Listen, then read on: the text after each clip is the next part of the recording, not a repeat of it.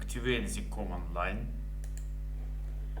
Next step besides the first point and some other point to draw line.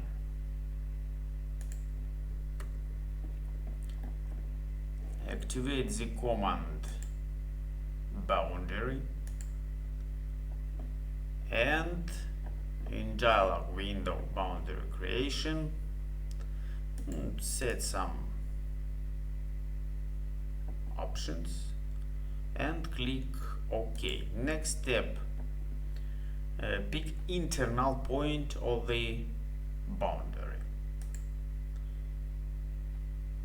Right mouse button or click key enter on the keyboard,